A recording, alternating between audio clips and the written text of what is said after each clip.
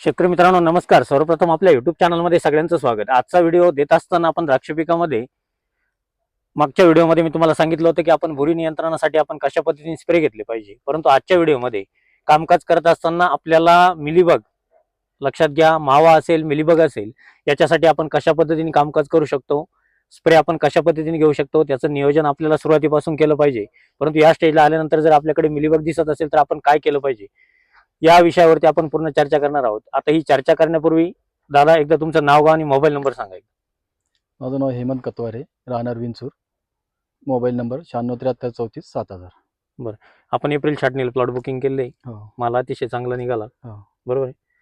जेवढे पण बुलेटचे प्लॉट आहे खूप छान आहे. चांगलं असं परसोना सुद्धा आर्ली मध्ये असताना सुद्धा आज माल चांगला बनला. चांगलं म्हणलं. बरोबर आहे. समाधानी वाटते. हो नक्कीच. समाधानी. कामात चेंजेस वाटलं काही? चेंजेस चांगले चेंजेस 100% ना? हो आता लक्षात घ्या, तुम्ही आजही बघितलं बुलेट व्हरायटीमध्ये उभे आहोत. बऱ्याच शेतकऱ्यांच्या बुलेट त्या ठिकाणी कुजीचा प्रॉब्लेम येतो. बरेच शेतकरी नायट्रोजन त्या ठिकाणी देत नाहीत. तुमच्या सेटिंग पर्यंत बऱ्याच शेतकरी नायट्रोजन त्या ठिकाणी देत नाही, परंतु आपण सर्व नायट्रोजन वगैरे सर्व या प्लॉटला दिलेलं आहे. बरोबर आहे. बरोबर. शेंडा होण्यासाठी सुद्धा आपण नायट्रोजन दिलेलं आहे. नायट्रोजन. तरी कुठल्या प्रकारची गळ तुम्हाला त्या ठिकाणी दिसणार नाही, शॉर्ट बेरीज त्या ठिकाणी दिसणार नाही, कुठेही घड कडक त्या ठिकाणी दिसणार नाही. तुमचं इलॉंगेशन सुद्धा अतिशय चांगल्या पद्धतीचं त्या ठिकाणी आहे. आता या स्टेजला आल्यानंतर बऱ्याच ठिकाणी मिलीबगचा प्रादुर्भाव दिसायला सुरुवात होते. आता थोडीफार थंडी आहे त्याच्यामुळे प्रॉब्लेम नाही, परंतु ज्यावेळेस तुमच्याकडे टेम्परेचर वाढायला सुरुवात होईल अशा वेळेस नक्कीच आपल्याला प्लॉटांमध्ये मिलीबगचा प्रादुर्भाव वाढू शकतो. मग त्याच्यासाठी आपण फवारण्यांच्या नियोजनामध्ये आपण काय केलं पाहिजे, मी तुम्हाला सांगितलेलं आहे 60-65 दिवसाच्या अगोदर आपण 2 फवारण्या मोवेंटो ओडी एक्सपोर्टच्या प्लॉटांसाठी काढून घेणं. त्याचबरोबर आपले लोकलसाठी प्लॉट असतील तर आपण त्या ठिकाणी मोवेंटो एनर्जीचा वापर करणं. हे स्प्रे घेत असताना आपण 8 ते 10 दिवसाचं अंतर त्या ठिकाणी ठेवलं पाहिजे. 2 फवारणी घ्यायच्या आहेत. या 2 फवारणी घेत असताना सुद्धा आपल्याला सूर्यप्रकाश ज्यावेळेस असेल म्हणजे दुपारच्या वेळेला 1 ते 2च्या दरम्यान आपण ज्यावेळेस आपल्याकडे पानं पूर्ण तापलेले असतील, प्रकाश संश्लेषण क्रिया चांगली असेल त्यावेळेस सिस्टमिक जे औषधं मारतो आपण त्याचं घेण्याची क्षमता झाडामध्ये जास्त प्रमाणात असते. मग अशा वेळेस आपण त्याची फवारणी घेतली पाहिजे. याच्यानंतर आपण खोडवालांडे सुद्धा आपण एप्रिल छाटणीला धुतो, ऑक्टोबर छाटणीला सुद्धा धुवून घेतलेले असतात.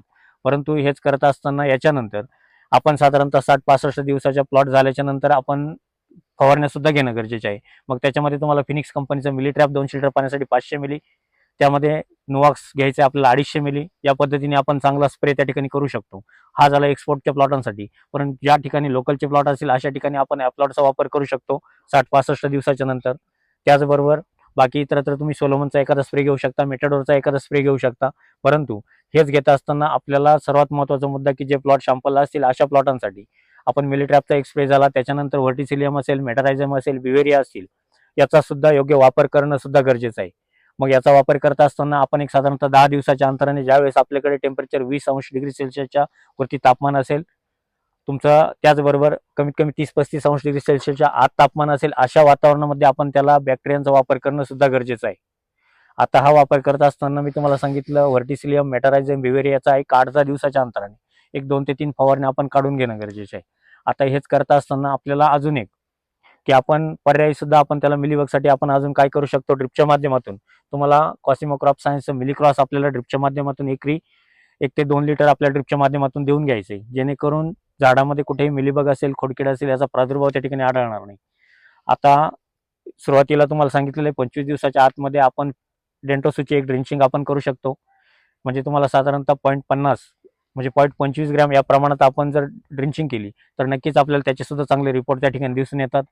याचबरोबर आपण पुढे जाऊन शेवटच्या टप्प्यामध्ये आपण जेव्हा पेपर रॅपिंग करतो त्या पेपर रॅपिंगच्या वेळेस सुद्धा आपण मिलीबगसाठी चिंब फवारणी काढून घेणं गरजेची. मग ती फवारणी घेत असताना तुम्हाला ऑक्टोपस कंपनीचं कार्गो आपल्याला 200 लिटर पाण्यासाठी 500 मिली आणि नोवाक्स 250 मिली अशी सुद्धा आपण एक फवारणी काढून घेतली तरीही आपल्याला चांगले रिपोर्ट त्या ठिकाणी दिसून येतील. आता ह्या झाला फवारण्यांचं नियोजन. परंतु हेच करत असताना ज्या ठिकाणी तुम्हाला खोडावरती जर मिलीबग आढळत असेल, खोडं कुठे ओले दिसायला सुरुवात झाली असेल तर आपण साधारणतः या वेळेपर्यंत आपण पॉलीडस्टची डस्टिंग सुद्धा आपण करू शकतो. मग तुमचे एक्सपोर्टचे प्लॉट असतील, लोकलचे प्लॉट असतील, अशा प्रत्येक प्लॉटांसाठी तुम्ही डस्टिंग कुठल्याही याच्या आपल्या कपड्यामध्ये घेऊन सुद्धा त्या ठिकाणी डस्टिंग करू शकता. जर आपण ती डस्टिंग व्यवस्थित केली तर नक्कीच आपले ओले खोड सुद्धा त्या ठिकाणी कोरडे होतील. नक्कीच आपल्याला मिलीबगचा प्रादुर्भाव त्या ठिकाणी कमी होईल. आता मी प्रत्येक रोगाबद्दलचे व्हिडिओ तुमच्यासाठी देत असतो. आजच्या व्हिडिओमध्ये मी तुम्हाला मिलीबग बद्दलची माहिती दिली, परंतु आता बऱ्याच ठिकाणी थंडीमध्ये घड कडक होणं, त्यानंतर मणी गळणं याचा सुद्धा प्रादुर्भाव बऱ्याच ठिकाणी होतो. आता हे प्रत्येक ठिकाणी मी सांगितलेलं आहे की आपण पानदेट परीक्षण करणं का गरजेचं आहे, जेणेकरून जो मण्याचा ब्रश म्हणतो आपण, तो ब्रश आपल्याला अतिशय चांगला असणं गरजेचं आहे. जर मण्याचा ब्रश चांगला असेल तर त्या गडाला मणी गाळण्याचा प्रॉब्लेम येणार नाही. आज जरी तुम्हाला दिसत असेल, परंतु भविष्यात जाऊन ज्यावेळेस आपल्याकडे माल तयार व्हायला सुरुवात होते त्यावेळेस बऱ्याचदा ही अडचण येते की आपले मणी गाळतात, देठ सुटतं, या अडचणी सुद्धा येणार नाही. मग त्याच्यासाठी तुम्हाला एक साधारणतः 70, 75, 80 दिवसाच्या दरम्यान परत एकदा पानदेट परीक्षण करून आपण त्याच्यानुसार त्याला अन्नद्रव्याची पूर्तता करणं गरजेचं आहे. त्याच्यामध्ये तुमचं कॅल्शियमची पूर्तता असणं सुद्धा तितकीच गरजेची. कॅल्शियम जर व्यवस्थित पद्धतीने गेलं असेल तर नक्कीच आपल्याला प्लॉटमध्ये अडचण येणार नाही. त्याचबरोबर फॉस्फरस, पोटॅश बरोबर मॅग्नेशियमची सुद्धा पूर्तता असणं गरजेची आहे. जे आपण डोसेस देतो मग त्याच्यामध्ये इंडिकेम कंपनीचं 04247चा वापर करणं गरजेचं आहे. 4847चा एक डोस देणं गरजेचं आहे. हेच डोस आपण जर व्यवस्थित दिले तर अडचण येणार नाही. त्याचबरोबर थंडीमध्ये मी तुम्हाला सांगितलेलं आहे की आपण सल्फरचा वापर करणं गरजेचं आहे. मग त्याच्यामध्ये तुमचं कॅल्शियम सल्फर असेल, एकरी 2 लिटर सोडणं, त्यासोबत गूळ 2 किलो सोडणं. हे सोडल्यानंतर आपल्याकडे नक्कीच थंडीमध्ये आपल्याला चांगल्या पद्धतीचं आपटेक त्या ठिकाणी होतं. असे जर आपण डोस व्यवस्थित घेतले, शेड्यूलनुसार कामकाज केलं तर अडचण त्या ठिकाणी येत नाही. मी तुम्हाला प्रत्येक वेळेस व्हिडिओ देण्याचा आपला नक्कीच प्रयत्न असतो. याच्यानंतर पण 1 ते 2 दिवसामध्ये मी तुम्हाला पुढचा व्हिडिओ नक्की देण्याचा प्रयत्न करेल की आपण गड कडक असेल आणि तो लुझिंगसाठी आपण काय कामकाज केलं पाहिजे, याच्याबद्दलचा सुद्धा नक्की व्हिडिओ तुमच्यासाठी लवकरात लवकर असेल. आता बरेचसे शेतकऱ्यांनी यावर्षी प्लॉट आत्ताच बुकिंग करून ठेवले, परंतु बुकिंग जरी केले असतील, ज्या प्लॉटांना माल नाही आहे अशा प्लॉटांकडे दुर्लक्ष करू नका. त्या प्लॉटांना व्यवस्थित ट्रीटमेंट करून झाडामध्ये आपल्याला स्टोरेज होणं गरजेचं आहे. तरच आपल्याला एप्रिल छाटणीला ते काडी आपली चांगल्या पद्धतीची तयार होणार आहे. त्यामुळे जे शेतकरी बुकिंग करत असेल त्यांनी ऑफिसच्या क्रमांकावरती संपर्क करून जे आलेलं शेड्यूल आहे त्याचा फॉलोअप करणं नक्की गरजेचं आहे. रूट आतापासूनच डेव्हलप ठेवणं गरजेची आहे.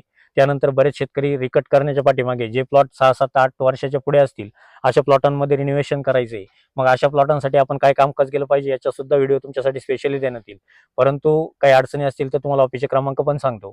98 34 25 22 14 91 68 000 501 502 503 504 509 या कुठल्याही क्रमांकावरती तुम्ही संपर्क करू शकता, प्लॉट रजिस्टर करू शकता, काही अडचणी असतील विचारू शकता. त्याचबरोबर जे आपले व्हिडिओ असतात हे तुम्हाला यूट्यूबला असतात, फेसबुकला असतात, त्याचबरोबर इन्स्टा आयडीला असतात. कुठेही जाऊन तुम्ही डॉक्टर ॲग्रीवाला चॅनलला फॉलो करू शकता. आणि नक्कीच कोणी नवीन असेल तर यूट्यूब चॅनलला सुद्धा सबस्क्राईब करून घ्या. व्हिडिओ आवडत असेल तर लाईक करा, शेअर करायला विसरू नका. धन्यवाद.